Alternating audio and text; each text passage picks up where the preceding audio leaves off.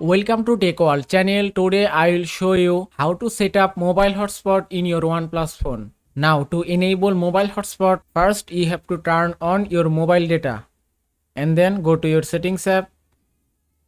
From here go to connection and sharing. Then go to personal hotspot.